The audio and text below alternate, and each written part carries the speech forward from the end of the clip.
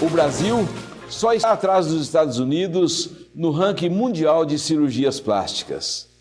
O implante de silicone é o mais procurado entre os procedimentos, seguido pela lipoaspiração.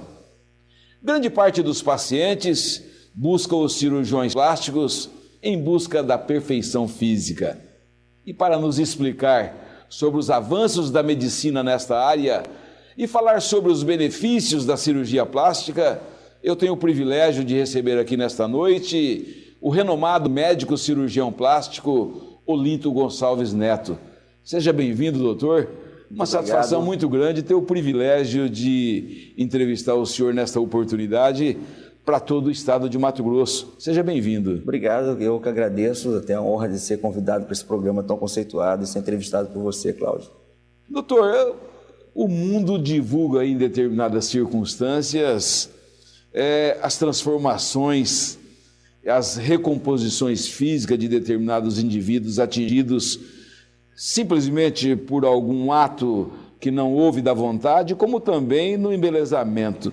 Eu perguntaria para o senhor, como é que está o avanço da cirurgia plástica no mundo e aqui no Brasil? Nesse caso da cirurgia plástica reparadora, o grande avanço seria as microcirurgias, né? Você transplantar áreas grandes de certos segmentos do corpo para a própria face, como recentemente podemos ver até um transplante facial completo, né?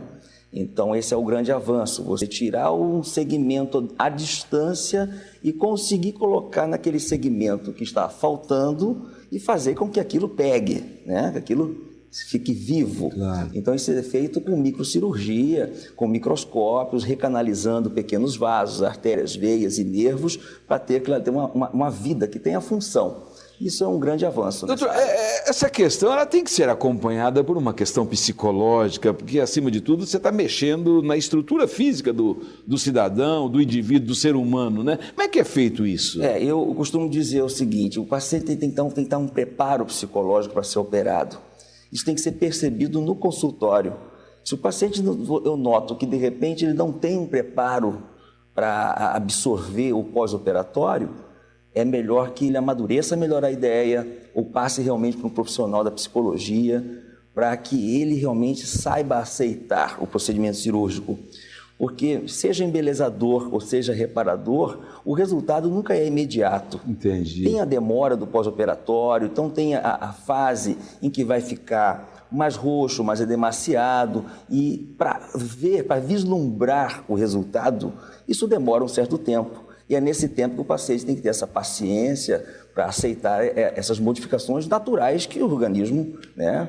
Quais são, assim, a grosso modo, quais são as técnicas hoje mais utilizadas pelos brasileiros? Olha, no Brasil, você estava falando sobre os Estados Unidos aí, realmente, os Estados Unidos é o país que mais faz cirurgia plástica. Em segundo colocado vem o Brasil. Nos Estados Unidos, em primeiro colocado está a lipoaspiração e em segundo o implante mamário. Aqui no Brasil, curiosamente, é ao contrário. Primeiro é o implante mamário, em segundo lugar, a lipoaspiração. Só a título de curiosidade. Uma coisa que me intriga, doutor, eu vou entrevistar na área da agricultura, os Estados Unidos. Eu vou entrevistar na área da tecnologia, os Estados Unidos. Eu vou entrevistar na área da medicina, os Estados Unidos. Essa diferença cultural, o que é? É o avanço nas pesquisas? É o apoio das pesquisas pelos governos dos Estados Unidos do que no Brasil, não? Com certeza. É um país de primeiro mundo e, sem dúvida nenhuma, ainda é a grande potência mundial. E, sendo assim, é natural que qualquer segmento, qualquer esfera, você tenha um desenvolvimento maior. Porque o financiamento de verbas para as universidades, para pesquisas, enfim, para os cientistas, né, estudarem, tem muito à mão a facilidade para você praticar esses estudos, né? É verdade que na área da cirurgia plástica a procura mais é a feminina, não? A procura masculina também, hoje em dia, vem crescendo.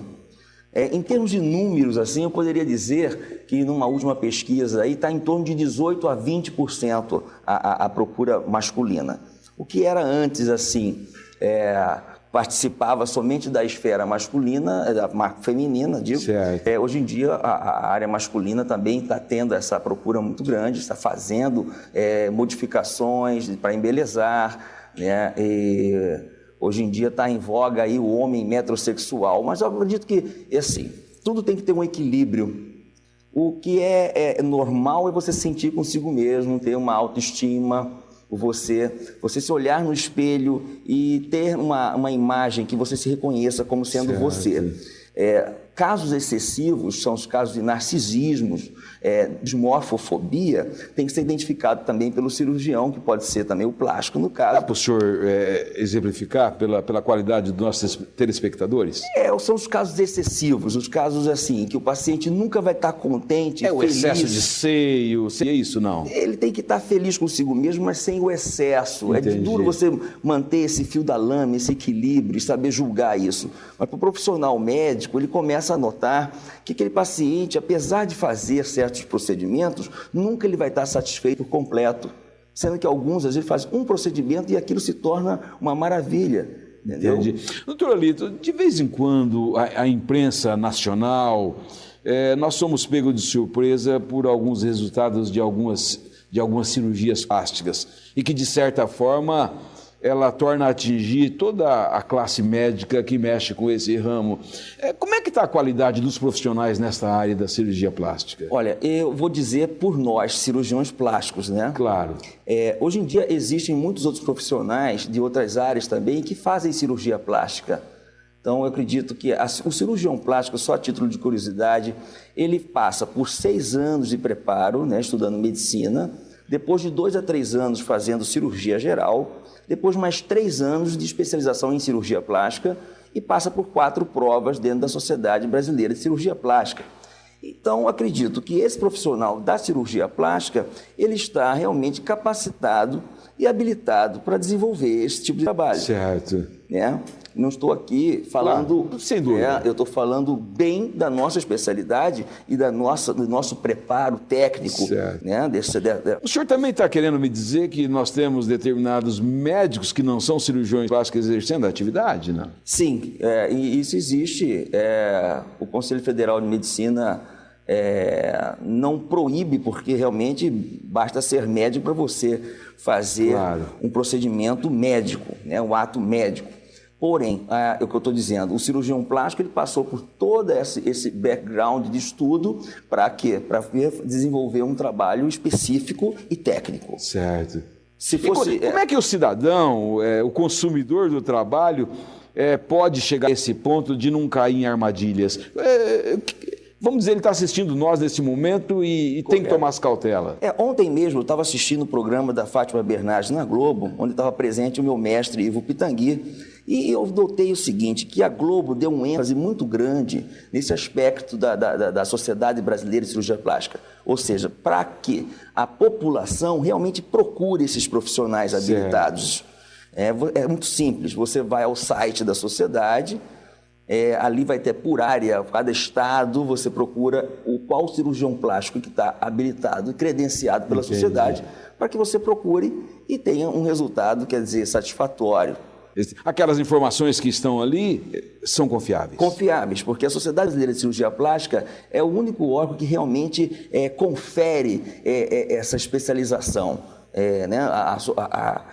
O Conselho Federal de Medicina delegou a Sociedade Brasileira de Cirurgia Plástica para isso. A título de curiosidade, doutor Olinto, os procedimentos de cirurgias são procedimentos caríssimos? Como é que a sociedade pode ter uma base disso?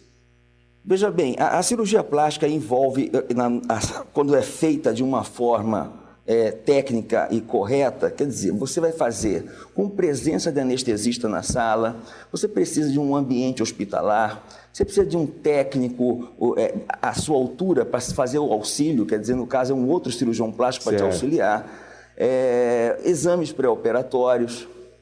Então, quer dizer, são fios diferenciados, aparelhos diferenciados, isso acaba por aumentar um pouco o custo dessa cirurgia plástica. Mas eu posso dizer que os valores baixos são sintomas de má qualidade do trabalho, do serviço que vai ser prestado, não?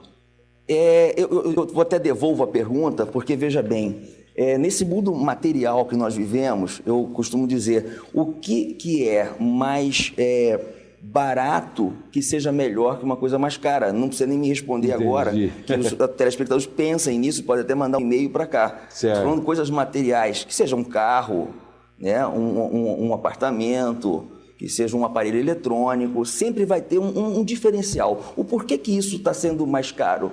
Entendi. Então, eu acredito que se está sendo um preço um pouco mais elevado, é porque tem algo embutido ali dentro para você. Há o índice de insatisfação com relação a uma cirurgia plástica é muito alto, doutor Olinto? Não é muito alto. Isso eu posso falar pelo meu consultório. Então, veja bem, o que eu prego muito é assim, o cirurgião plástico ele tem que ser muito honesto com o paciente e prepará-lo nas primeiras consultas, não só em uma consulta ou várias, até onde eu sou capaz. Você não pode fazer expectativas fantasiosas. Impor o limite. O limite é esse. Vai existir uma incisão, é uma cirurgia como outra qualquer. Você vai ter que passar por um pós-operatório e até aqui eu chego. Está bom para você dessa forma? Quer dizer, é um acordo que você tem. Fala, é isso que eu quero, doutor. Eu não quero modificar. Eu quero ficar mais fresco, ter um frescor, uma jovialidade. E eu acho que é isso que a gente tem que trazer para o paciente. Ok. Ainda hoje, a relação entre a vaidade feminina e o seu cotidiano. Fique com a gente, é só um instante. Voltamos já.